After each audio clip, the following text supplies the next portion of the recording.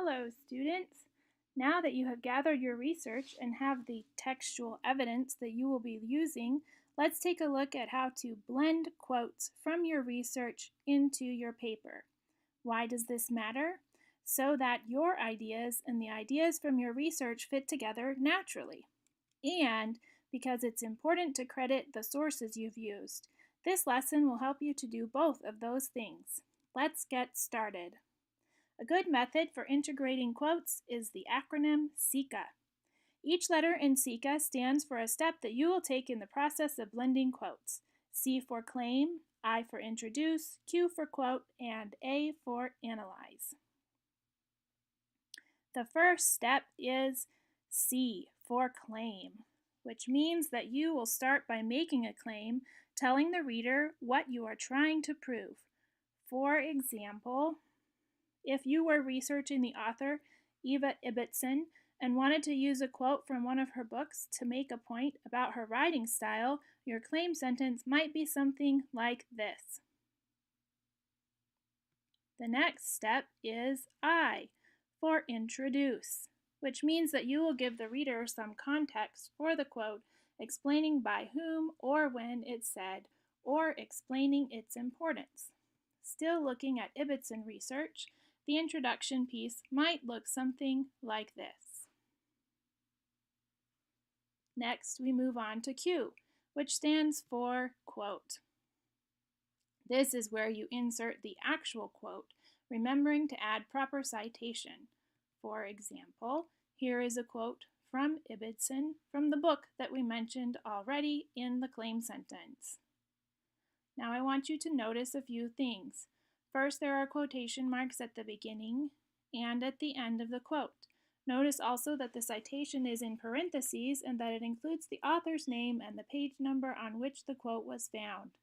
And the period comes after the citation so that it's included as part of the sentence. One last thing to notice about the quote is that there is an ellipsis in the middle of it.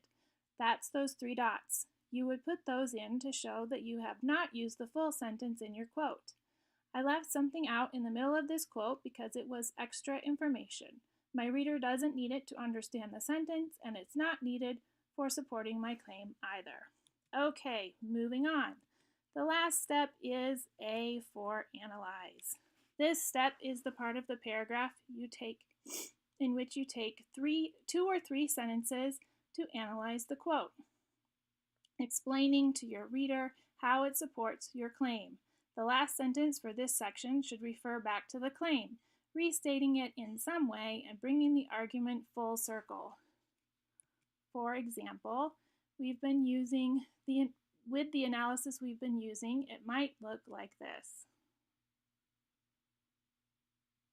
Okay, now that we've completed all of the steps, let's look at our sample paragraph, putting the pieces together. First, we have the claim that we made to start the paragraph. Next, we add the introduction that we wrote. Then we put in the quote itself.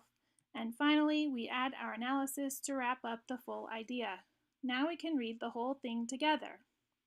In her novel, The Dragonfly Pool, the author sometimes uses humor and sadness in the same sentence together to reveal the poignancy of a given moment.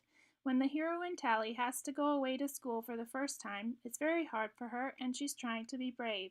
The author indicates this with the language she uses to describe the situation. People don't die from getting into school trains, and Tally, as she leaned out the window to wave, stayed incurably alive.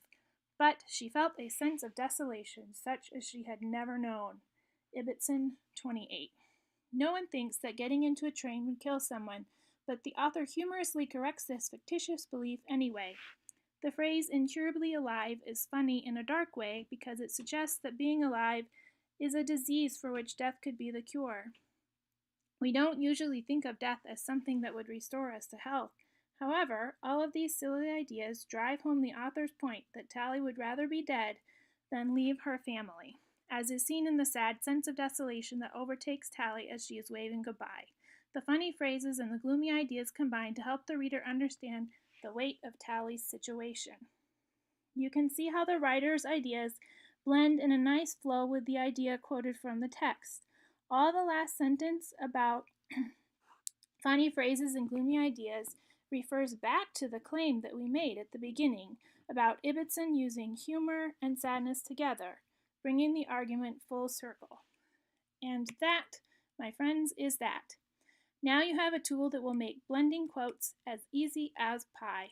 All you have to do is remember SECA and follow the steps of claim, introduce, quote, and analyze. Now it's time to get out there and try it for yourself.